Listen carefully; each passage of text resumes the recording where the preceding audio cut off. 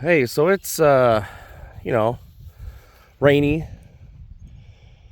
What a great day to move Rocket up to the front because we're going to get rain for the next 4 days and it's going to turn all of this into a sloppy mess. And I won't be able to move this car for another month after that. So let's go ahead and get her moved. First of all, I got to connect the battery.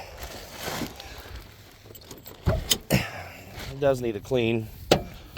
Pretty bad. That's fine. Oh, I should probably, even though it's empty, don't like running stuff over if I don't have to. It is almost May 1st. I always disconnect this because the battery tends to go dead, at least from my personal experience, and some people disagree, but having a battery sitting, it still consumes power. I'm not driving it on the road. I'll tighten it down. This is just basically for my cold starts. I always do this. Reconnect the battery. Otherwise, it'll likely be near dead. I haven't started it since, well, it's been a couple of weeks. And I'll go into that here pretty quick. I definitely need to clean it out. I literally stopped driving it, parked it, and that was the last time I drove it. So I need to clean it out.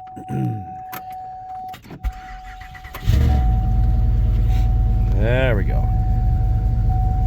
Oh, it's a beautiful sound. Beautiful sound. Of course. Why? Because that wheel speed sensor needs to be fixed again. The actual harness, I have a video on it that's probably almost 10 years old. The two wires that come off of it, I've fixed it I think 3 times.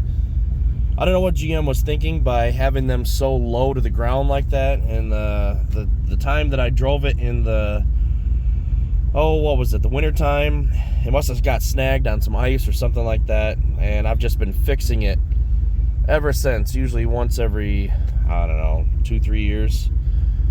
It comes up, I go under there, it's a little loose, so I get some solder out, some crimps, redo it, wait another 2 years, 3 years, do it again. You know the drill. A lot of you have seen that ABS, traction control, all that stuff. It just basically means that one of your wheel speed sensors is not functioning correctly. So let's see. Oh man, I didn't notice that before. That's not good. Gonna need a new wiper over on that side here pretty soon. I haven't used the wipers in who knows how long. Let me get the head-up display is actually kind of low, and this happens whenever you pull the battery, so I know you can't notice it, but there, now it's at eye level. Since the beginning, Cal and OC, basically you have to drive the car around for a while and it'll finally calibrate the compass, which I don't care about. And the OC is the temperature sensor, which I have unplugged. And that's because the air conditioning wasn't working in it, so I unplugged it and it started working. Let's see if we can get out of here nicely. We'll keep her in manual. Driving nice and easy off this. Nice and easy. I'm on a tarp, which is on blocks, so that this thing wouldn't sink into the ground. Now I'm gonna drive through the woods and all this other stuff just so that I can get the car back up to the front where there's none of that. It is living out in the country. I don't like that one there. Oh, that's just I thought that was a thorny bush, but it's not. I want that to scratch the car up real bad. And yes, it is. That is what is going to be a muddy mess here real soon. That's why I'm moving this now, so that I don't have a muddy mess and get stuck and then have to grab the tractor and somehow yank myself out. I'd rather just do it on the car's own power. Well, the heat works great. Already feeling that. There's a couple things I gotta watch out for. I gotta stay high. Oh man, that's annoying. Gotta stay high, because if I go too low, that's where the ground starts getting soft. Oh, this is fun. It's a thrill to drive it. Just got to be real careful, because this is not an off-road vehicle by any means. And I can hear, I don't know if you can hear that or not, but I can definitely hear, oh yeah, I hear that front suspension making some noise. That is something I'm definitely going to have to get fixed here real soon if I'm going to be driving this. And I will give you an update on that too. So, got to navigate this as well. This is where we split our wood at. Navigate this nicely. The reason I parked it all the way back here is just to get it out of the way. It's gaudy when you've got a car that you don't drive just parked out front for 2 years. So I'm just gonna bring it, actually I'm gonna bring it up here a little ways. Actually I'm gonna bring it to the end of the driveway. That way I'll be on gravel. Oh yeah. And you got a neighbor who's like, oh, look at that, he got his car out. So here we go. That's my stepson's new car. It's a Buick. It's a beautiful Buick LeSabre, actually. Pretty impressed, actually, at how well that LeSabre actually, it's high mileage, but it's luxury. It's way more than I ever had when I was his age. That's his first vehicle. But anyway, so here we are, sitting here, not at the end of the driveway. So what's the story? What's the scoop? You haven't heard from me in a while. I do have a cold, so I'm dealing with that. But what's the scoop on the Pontiac? I should probably check that rear tire, because it's probably low. But at any rate, what's the scoop on the tire? Well, I'll tell you what the scoop is.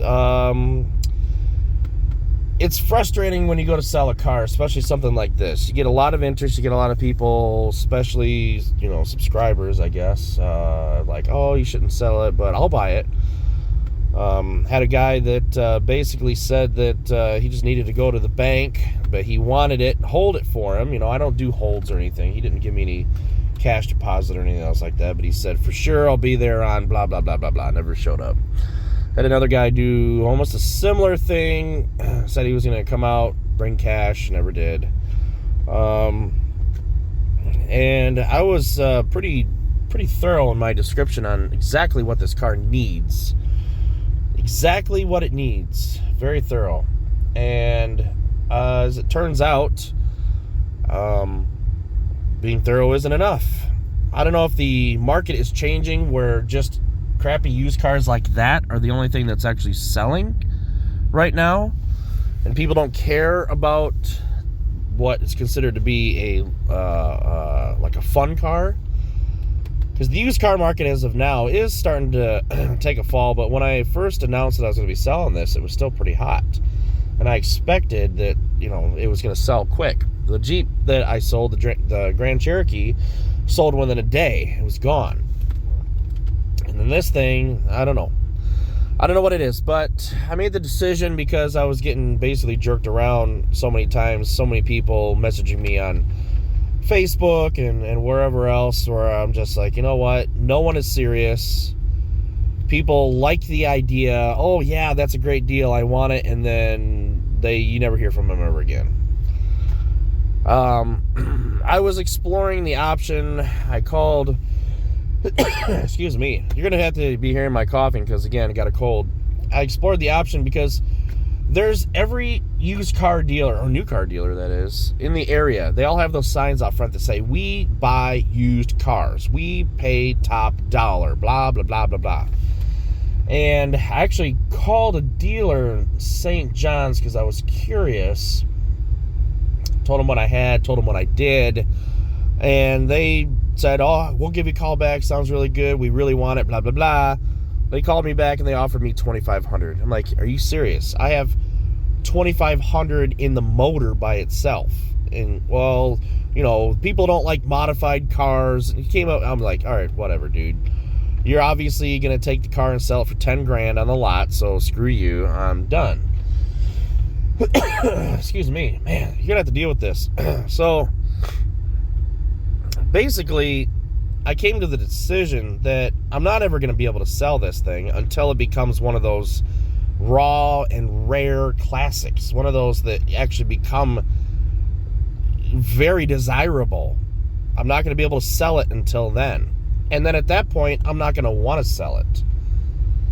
We're at that point right now where these cars are, yes, they're desirable, but people still aren't on the search for them. They're not on the lookout. You only look for something like a mid-70s to mid-80s Chevy or Ford square body or anything else like that. And even if they're falling apart at the seams, seats are coming out, you know, ready to fall through the floor and stuff like that, people are scooping them up and turning them into projects and all the other stuff. This is not there yet. So I just decided that no one was serious enough. No one wanted to pay the actual. I had a lot of people say they were, oh yeah, $8 grand. Oh, with everything you've done. Oh, what a deal. I'm going to be right there. No one ever followed through. So I'm like, you know what? Screw this. Excuse me. Oh, man. Talking makes it worse. I said, screw this. I'm just going to keep the car. I have made the decision that I am going to take this car apart someday. Nut and bolt and screw down to the frame. And I am going to rebuild it back up and restore it to new. And that's my choice. That's what I'm going to do. So I'm going to drive it here starting May 1st. I'll do some drive-along videos. I'll do all that other stuff. Probably do some videos on the actual car itself too, and more some how-tos. And I'm going to enjoy it. I definitely need to work on the front end before it's really drivable. And beyond that, well, it is what it is. So that's where we're at now. That's what I'm going to do. So you'll be seeing more videos after May 1st of this car driving. Full coverage and shirt starts on May 1st, which is on Monday. And we are going to be riding this thing again. Having some fun. So anyway, just wanted to give you a quick update. I can't talk too much longer or else I'm going to end up losing it. And yeah, so that's where we're at. It's going to be fun. We're going to get back to it, but it does need some work. We'll catch you on the next video. Take care.